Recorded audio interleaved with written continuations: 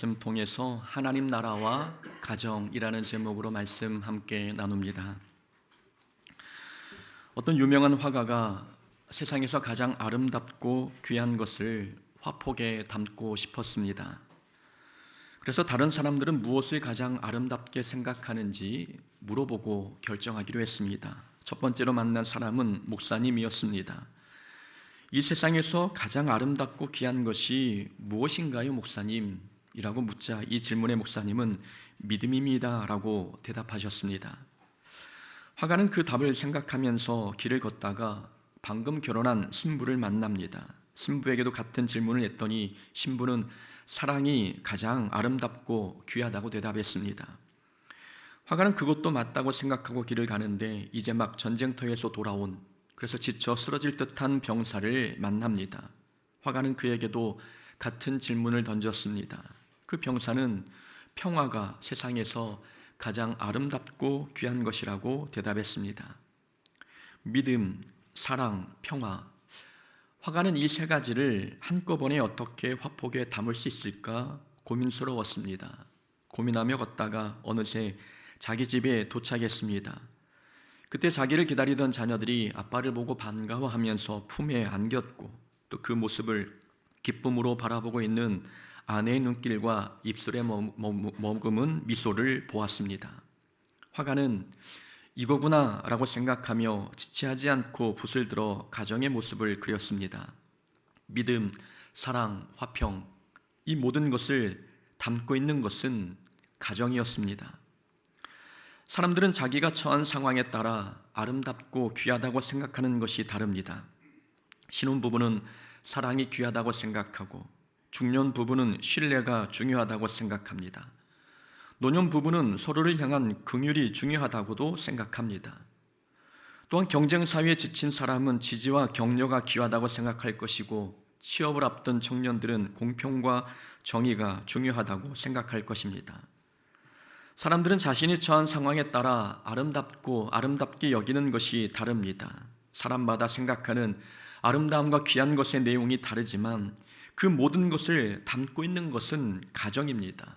사랑, 긍휼, 화평, 존경, 감사 또는 지지와 격려, 이 세상에서 긍정의 단어로 표현할 수 있는 모든 좋은 것은 가정 안에 있습니다.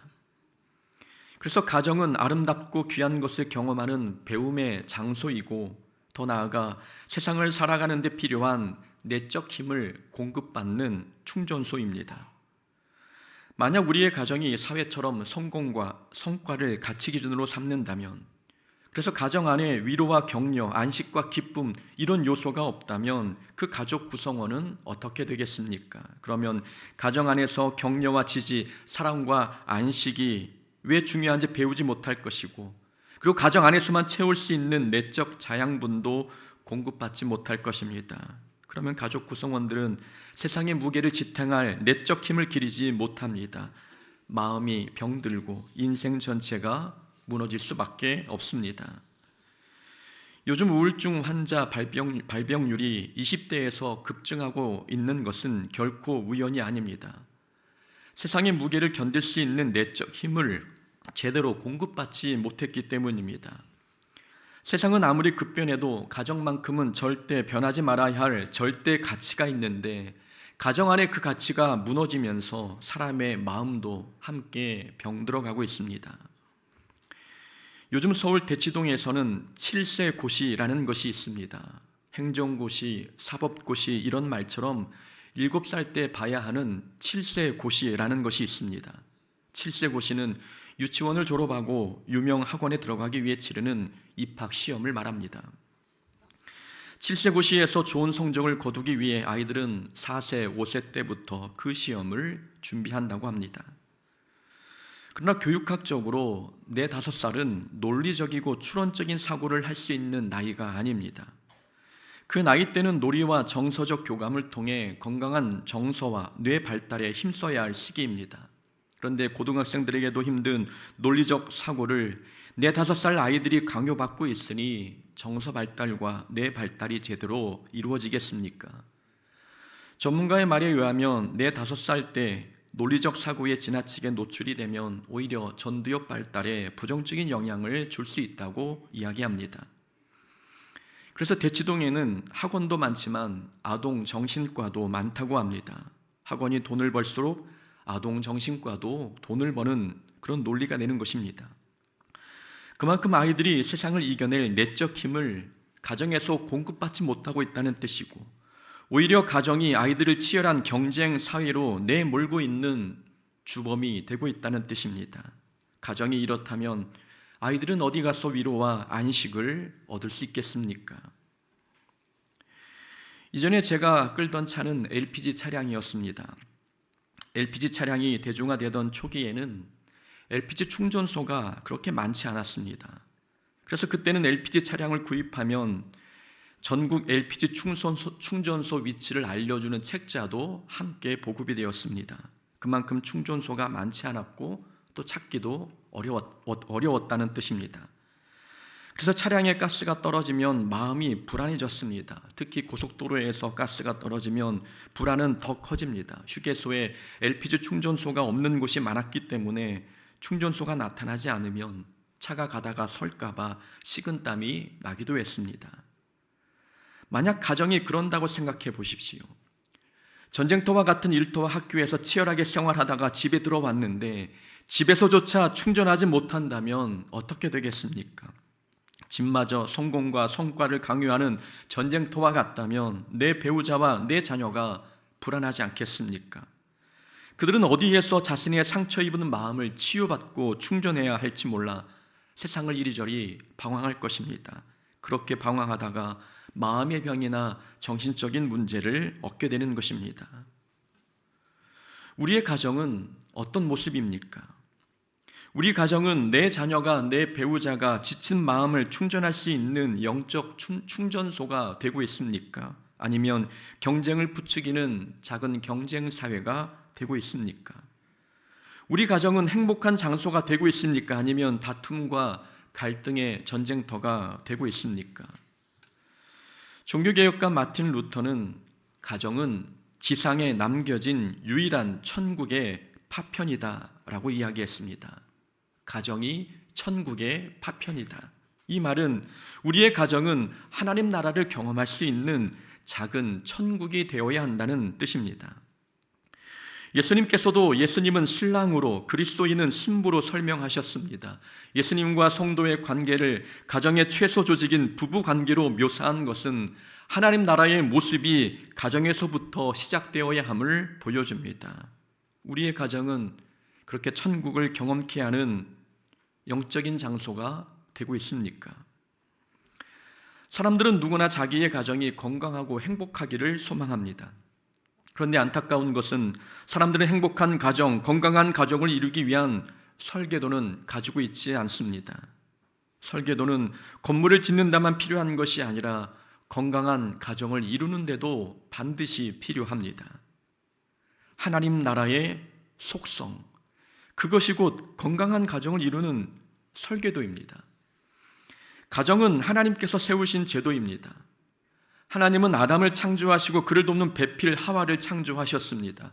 하나님은 아담의 외로움을 해결하기 위해 친구 10명을 만들지 않으셨습니다. 친구 10명보다 배우자 1명을 통해 얻는 유익이 더 크기에 하나님께서는 아담에게 배우자를 주시고 먼저 가정을 이루게 하셨습니다.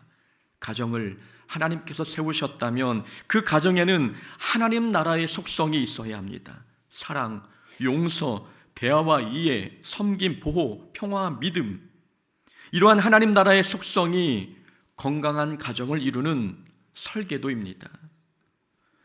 어떤 사람들은 성공이라는 뼈대 위에 돈이라는 벽돌을 쌓고 부와 명예와 권력이라고 하는 화려한 외장재로 치장합니다. 과연 그런 가정이 행복할 수 있겠습니까? 부실한 자재보다 더 무서운 것은 잘못된 설계도입니다. 설계도 자체가 틀리면 아무리 비싼 대리석을 바르고 금칠을 해도 그 집은 붕괴됩니다. 우리 가정에 필요한 안전한 설계도는 하나님 나라의 속성입니다. 가장 먼저 우리 가정이 건강한 가정이 되려면 우리 가정에 필요한 하나님 나라의 속성은 언약적 사랑입니다. 우리 가정은 언약적 사랑 위에 세워져야 건강한 가정이 됩니다. 이 언약적 사랑은 하나님께서 우리에게 보여주신 사랑입니다. 하나님께서 보여주신 언약적 사랑은 무조건적인 사랑입니다. 하나님께서는 노아에게 이렇게 약속하셨습니다. 너와는 내가 내 언약을 세우리니 너는 내 아들들과 내 아내와 내 며느리들과 함께 그 방주에 들어가고, 하나님께서는 노아와 그 가족을 구원해 주시겠다고 약속해 주셨습니다. 아브람을 선택하실 때에도 이렇게 약속하셨습니다. 그날에 여호와께서 아브람과 더불어 언약을 세워 이르시되 내가 이 땅을 애굽 강에서부터 그 큰 강 유브라데까지 내 자손에게 주노니 내가 내 언약을 나와 너 사이에 두어 너를 크게 번성하게 하리라 하시니라. 노아가 구원받고 아브람이 복을 얻는 것은 하나님의 일방적인 언약 덕분이었습니다.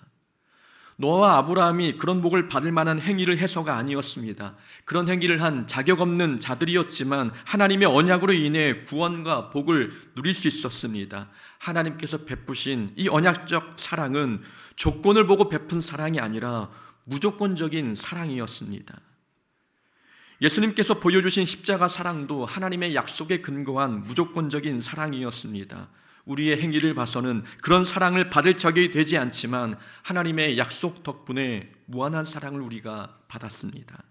가정도 이런 언약적 사랑 위에 세워져야 합니다. 가족 구성원 간에 조건을 보지 않고 무조건적인 사랑을 베풀기로 약속하는 것, 그 약속 위에 가정이 세워질 때 건강하고 행복한 가정이 됩니다. 만약 우리 가정이 돈이 있어야 사랑받고 공부를 잘해야 대접받는다고 생각해 보십시오. 그런 가정이 과연 건강하고 행복할 수 있겠습니까? 남편은 돈을 잘 벌지 못하면 가족이 떠날까 불안할 것입니다. 자녀들은 좋은 성적을 거두지 않으면 부모의 관심과 사랑이 멀어질까 봐 걱정할 것입니다. 그런 가정은 쉼의 공간이 아니라 평가와 경쟁의 공간이 됩니다. 그러나 언약적 사랑 위에 세워진 가정은 그런 걱정을 할 필요가 없습니다. 상대방의 조건이 어떠하든 이미 사랑하기로 약속했기 때문에 그 언약 위에 세워진 가정은 자기의 필요가 충족되지 않아도 가정을 깨지 않습니다. 그런 가정이 쉼의 공간이 되고 위로의 장소가 되는 것입니다. 요즘 한국 사회는 효도 계약서라는 것이 유행하고 있습니다. 저는 이 현상이 나타나는 이유가 그 가정이 조건적 사랑 위에 세워졌기 때문이라고 생각합니다. 실제 2015년에 어떤 부모가 자녀를 대상으로 소송을 걸었습니다. 자녀에게 효도를 약속받고 재산을 증여했는데 자녀가 효도하지 않자 그 재산을 다시 환수할 수 있게 해달라는 소송이었습니다. 대법원은 이렇게 판결했습니다. 자녀가 부모를 충실히 부양하겠다는 조건으로 부동산을 증여받은 뒤 부양 의무를 저버렸다면 이는 부담부 증여에 해당하여 부모는 증여 계약을 해제하고 부동산을 되찾아올 수 있다라고 판시했습니다. 부모가 재산이 있어야만 효도하고 없으면 불효하는 모습은 언약 위에 세워진 가정이 아닙니다. 이 조건적 사랑 위에 세워진 가정은 모래 위에 지은 집과 같습니다. 조건이 사라지면 가정도 무너지는 것입니다. 그러나 언약적 사랑 위에 세워진 가정은 환난 속에 더 가족이 끈끈해집니다. 배우자가 사업에 실패해도 건강을 잃어도 그리고 부모가 병약해지고 경제적 능력이 없어져도 서로를 사랑하고 부양을 책임집니다. 그런 모습이 언약적 사랑 위에 세워진 가정의 모습입니다. 우리가 기억해야 할 것은 이 언약적 사랑은 한쪽에서만 베푸는 일방적인 사랑이 되어서는 안 됩니다. 언약적 사랑은 쌍방간에 이루어져야 합니다. 남편과 아내 사이에도 언약적 사랑이 있어야 하고 부모와 자녀 사이에도 서로 무조건적 사랑을 베풀기로 약속해야 합니다. 자녀가 어릴 때에는 부모가 일방적으로 언약을 맺습니다. 자녀에게 무조건적인 사랑을 베풀겠다고 부모는 약속하지요. 그래서 자녀는 안전함 속에서 부모의 사랑을 받고 건강하게 자랍니다. 그러다가 자녀가 성숙하고 성장하면 자녀도 이제 부모와 쌍무적 언약을 맺어야 합니다. 부모가 나이 들고 병들어도 사랑하겠다고 하는 이 무조건적인 사랑을 약속해야 합니다. 무조건적인 사랑과 언약에 세워진 그런 가정을 생각해 보십시오. 그 가정의 구성원들은 가정 안에서 안전함을 느끼지 않겠습니까? 가족 구성원이 안전함을 느끼면 그 안전함을 기반으로 자신이 해야 할 일을 자신감 있게 하게 됩니다. 자기 뒤에는 자기를 무조건적으로 사랑하는 가족의 사랑과 지지가 있음을 알기 때문입니다. 혹 어떤 사람들은 사랑에 감정이 생기지 않는데 어떻게 사랑을 지속할 수 있느냐고 말합니다. 하지만 사랑은 감정이 아니라 선택입니다. 내가 사랑을 선택하면 사랑할 수 있다는 뜻입니다. 사랑은 감정의 영역을 넘어 의지의 영역에 속한 것입니다. 그래서 우리가 의지를 가지고 사랑하기로 결심하면 충분히 사랑할 수 있습니다. 이 말은 우리가 가정에서 사랑하기로 선택하고 노력하면 그 가정이 무조건적인 사랑 위에 세워질 수 있다는 뜻입니다. 언약적 사랑 위에 세워진 가정이 천국과 같은 가정이고 건강한 가정이 되는 것입니다. 두 번째로 건강한 가정은 용서의 은혜 위에 세워져야 합니다. 건강한 가정에 나타나는 하나님 나라의 속성 첫 번째가 언약적 사랑이었습니다. 이 언약적 사랑은 말씀드린 것처럼 무조건적인 사랑이었지요. 이 무조건적인 사랑이 있는 곳에 항상 따라오는 것이 있습니다. 바로 용서입니다. 용서가 빠지면 그 사랑을 무조건적인 사랑이라 말할 수 없습니다. 그래서 언약적 사랑 위에 세워진 가정은 그 속에 용서의 은혜도 함께 존재합니다. 건강한 가정에 있어야 할 하나님 나라의 속성 두 번째는 바로 용서의 은혜입니다. 아브라함이 하나님의 무조건적 사랑 덕분에 믿음의 조상으로 선택받고 복을 누렸습니다. 하지만 아브라함의 삶은 완벽하거나 온전했던 것은 아니었습니다. 하나님께서 본토 친척 아비집을 떠나라고 아브라함에게 명령하셨지만 아브라함은 조카를 데리고 가나안 땅에 들어왔습니다. 친척을 떠나라는 명령에 온전한 순종을 보이지 않았습니다. 아브라함은 또한 기근을 피해 애굽으로 내려갔고 거기서 아내를 누이로 속였습니다. 하나님의 보호하심을 신뢰하지 못한 불신앙적인 모습이었습니다.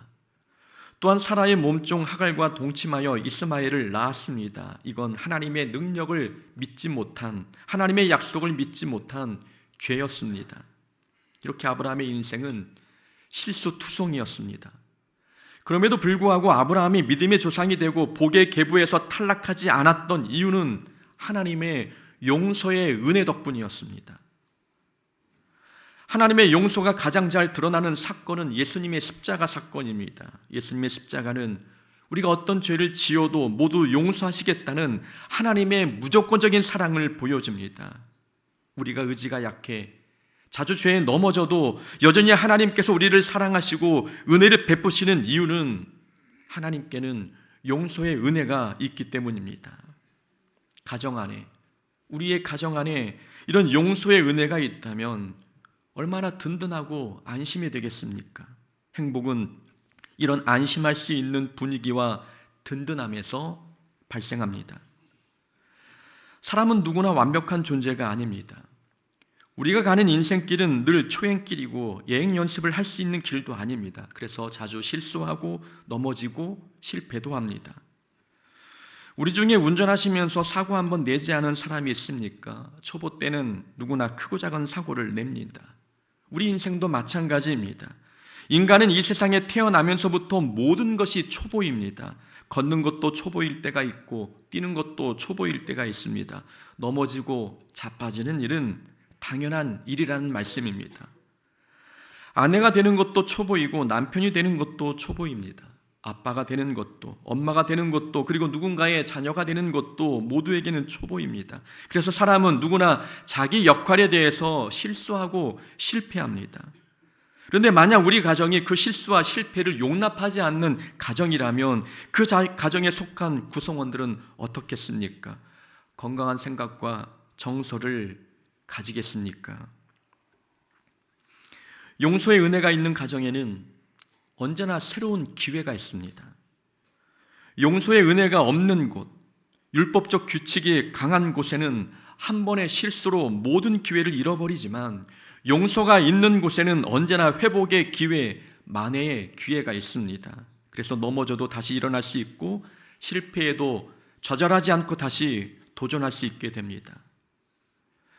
성경에 나오는 탕자, 그의 가정에는 용서의 은혜가 있었습니다. 하지만 탕자는 아버지께 용서의 은혜가 있다는 사실을 몰랐습니다. 그래서 아버지께 돌아가라고 결심했을 때에 그 집의 품꾼으로 써달라고 요청할 생각이었습니다. 본인이 본인의 죄를 생각했을 때에 아들의 권리를 내세우는 것은 염치 없는 일이라고 생각했습니다. 그러나 아버지의 생각은 달랐죠. 아버지는 그 탕자를 아들로 맞아주셨고 그를 위해 잔치를 베풀어 주셨습니다. 하지만 탕자의 형은 동생을 동생으로 받아들이지 않았습니다. 이 첫째 아들은 율법과 규칙을 강조하는 유대인들을 상징하는 인물입니다. 율법과 규칙을 따지는 형은 동생에게 회복의 기회, 새로운 인생을 살 기회를 부여할 생각조차 하지 않았습니다. 그러나 아버지는 탕자에게 새로운 삶의 기회, 다시 일어날 수 있는 기회를 주셨습니다. 이것이 용서의 은혜가 있는 가정의 모습입니다. 이런 가정의 구성원들은 실패를 두려워하지 않고 마음껏 자기의 꿈을 향해 달려갈 수 있습니다. 심리학에 심리적 안정감이라는 용어가 있습니다. 심리적 안정감. 1999년 하버드 경영대학원 에이미 에드먼스 교수가 처음 도입한 개념입니다. 심리적 안정감이란 공동체의 구성원이 처벌이나 조롱에 대한 두려움 없이 의견을 제시하고 실수를 공유할 수 있는 환경을 의미합니다. 이 교수는 여러 기업을 대상으로 연구한 결과 심리적으로 안전한 팀이 더 많은 실수를 보고하긴 하지만 실제로는 더 높은 성과를 냈다는 결론을 얻었습니다. 심리적으로 안전하다 보니 실수를 보고하는 것을 두려워하지 않았습니다. 그 결과 구성원들이 새로운 아이디어를 자유롭게 제시할 수 있었고 더 높은 창의성을 발휘할 수 있었습니다. 그런 과정이 좋은 성과로 이어진 것입니다. 이 연구를 통해 교수는 각 기업이 성과를 원한다면 더 많은 규율과 압박보다 더 많은 신뢰와 안전감을 심어주는 것이 중요하다는 결론을 얻었습니다. 그 후 기업들은 심리적 안전감을 기업의 성과와 성공을 위한 중요한 자산으로 여기게 되었습니다. 가정도 그래야 되지 않습니까? 가정에도 심리적 안전감이 확보되어야 우리의 자녀들이 자기의 꿈을 자유롭게 펼칠 수 있습니다. 실수해도 가정이 깨지지 않는다는 안전이 보장되어야 부부 간에 그리고 부모와 자녀 간에 거짓말이 사라지고 대화가 가능해집니다. 가정에서의 심리적 안전감은 용서가 확보되어야, 용서가 보장되어야 가능한 것입니다. 가족이라 해도 서로에게 상처받을 때가 있고 기대에 미치지 못할 때도 있습니다. 그러나 작은 실수 하나를 끝까지 붙들고 정죄하기 시작하면 그 가정은 안전한 공간이 아니라 긴장과 두려움의 공간이 되어버립니다. 우리가 집에 들어갈 때마다 마음이 편안한 이유는 그 집에 완벽한 사람이 있기 때문이 아닙니다. 실수에도 받아주는 용서의 은혜가 있기 때문입니다. 잘못했을 때 문을 닫아버리는 가정이 아니라 돌아올 문을 열어두는 가정, 그런 용서의 은혜가 있는 가정이 하나님 나라를 닮은 건강한 가정입니다. 세 번째로 건강한 가정이 되려면 가정 안에 힘의 부여와 친밀감이 있어야 합니다. 힘의 부여란 격려하고 용기를 주는 것을 말하고 또 상대방이 자기 역량을 최대한 발휘할 수 있도록 동기부여를 해주는 것을 의미합니다. 이 힘의 부여의 반대말을 정의해 보면 통제, 정복, 권위주의입니다. 가정 안에서 상대방을 통제하고 정복하며 권위적으로 대하는 것은 자기 힘을 과시하는 것입니다. 자기 힘을 과시하려면 상대방의 힘과 역량을 통제하고 제어해야 합니다. 그런 가정의 분위기는 강압적이고 억압되며 자유가 없습니다. 통제, 강압, 권위주의를 통해 자기 힘을 자랑하는 것은 하나님 나라의 속성이 아닙니다. 하나님 나라는 자기 힘을 자랑하는 곳이 아닙니다. 상대방이 힘을 얻을 수 있도록 섬기는 곳입니다. 힘의 부여는 그래서 섬김과 연결되어 있습니다. 언약적 사랑과 용서의 은혜가 있는 가정에는 서로가 서로에게 힘을 부여해 줍니다. 상대를 무시하거나 통제하지 않고 상대방이 자기 역량을 잘 발휘할 수 있도록, 그래서 자기 스스로 무엇인가를 선택할 능력을 기르고 그리고 독립할 힘을 기를 수 있도록 용기와 칭찬과 격려를 아끼지 않습니다. 그런 것이 힘의 부여이고, 힘의 부여가 있는 가정이 건강한 가정입니다. 통제와 억압, 권위주의적인 모습은 가부장적인 부모에게서만 나타나는 것이 아닙니다. 만약 자녀들이 연로한 부모를 무시하고 이것도 모르냐며 타박을 준다면 그게 권위주의적인 모습입니다. 권위적인 가정에는 비난과 지적이 많습니다. 그러나 힘의 부여가 있는 가정에는 격려와 칭찬이 많습니다. 권위적인 사람은 자기 힘만 과시할 뿐 상대방의 역량을 발휘할 수 있도록 힘을 부여해 주지 않습니다. 내가 온 것은 양으로 생명을 얻게 하고 더 풍성히 얻게 하려는 것이라. 예수님께서 이 땅에 오신 목적은 힘을 과시하기 위함이 아님을 말씀합니다. 우리가 새 생명을 얻고 풍성한 은혜를 누릴 수 있도록 우리에게 힘을 부여해 주시기 위해서 예수님께서 이 땅에 오셨습니다. 우리에게 힘을 부여하시기 위해 예수님께서 선택하신 방법은 섬김이었습니다. 우리의 가정이 예수님이 다스리시는 천국이 되려면 부모는 자녀에게 자기 역량을 발휘할 수 있도록, 그리고 자녀는 부모가 더 잘할 수 있도록 서로에게 힘을 실어줘야 합니다. 어버이날 자녀들이 달아준 꽃 한 송이는 부모에게 힘을 부여해주는 섬김입니다. 또 부모가 자녀를 위해 기도해주고 칭찬과 격려를 아끼지 않는 것도 자녀에게 힘을 실어주는 섬김입니다. 서로에게 힘을 부여해주는 이런 가정이 천국과 같은 가정이 되지 않겠습니까? 이렇게 서로에게 힘을 부여해주는 관계가 되면 서로의 관계는 더 친밀해집니다. 친밀함도 건강한 가정을 이루는 요소입니다. 아담과 하와는 하나님 앞에서 숨김이 없었고 솔직했습니다. 그리고 아담과 하와 둘 사이에도 서로 벌거벗었지만 조금도 부끄러워하지 않았습니다. 이것이 성경이 말하는 친밀감입니다. 친밀한 관계에서는 서로의 단점을 드러내도 부끄럽지 않습니다. 거짓말로 자기를 위대하게 포장할 필요가 없고 서로에게 잘 보이려고 가면을 쓸 필요도 없습니다. 만약 가정 안에 이런 친밀감이 없다면 그 가정은 깊은 대화가 사라질 것입니다. 대화도 자유함과 힘의 부여가 보장되는 곳에서 가능한 것이지, 권위적인 분위기에서는 형식적인 말만 할 뿐 속에 있는 자기 고민이나 아픔을 털어놓지 못합니다. 가정의 위기는 대화의 단절에서부터 시작됩니다. 전문가들도 말하기를 싸우는 가정보다 더 위험한 가정은 대화하지 않는 가정이라고 말합니다. 대화가 없는 가정은 문제가 생겨도 서로의 아픔을 알아차리지 못합니다. 자녀가 힘들어도 말하지 않고 부모가 외로워도 표현하지 못한다면, 그리고 부부가 상처가 쌓여도 풀지 못한다면 그 가정에 어떻게 건강한 가정이 될 수 있겠습니까? 건강한 가정은 서로가 서로에게 힘을 부여해주고 속마음을 털어놓을 수 있는 친밀함이 있는 가정입니다. 오늘 우리가 읽은 시편 128편은 하나님께서 기뻐하시는 이상적인 가정의 모습을 보여줍니다. 하나님을 경외하는 사람의 가정에는 수고의 열매가 있고 배우자와 자녀에게 생명의 복이 있으며 그 가정 안에 평안과 번성이 흐릅니다. 결국 이 시편 128편은 하나님 나라가 임한 가정의 모습을 보여주고 있는 것입니다. 우리 가정이 이런 가정이 되어야 되지 않겠습니까? 우리 가정이 이렇게 천국의 기쁨을 누리는 가정이 되려면 우리 가정 안에 하나님 나라의 속성이 있어야 합니다.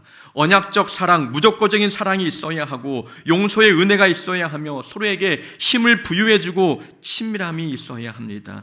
이런 천국의 속성이 있을 때에 우리 가정은 경쟁과 정죄의 공간이 아니라 지친 영혼이 힘을 얻는 천국과 같은 곳이 되는 것입니다.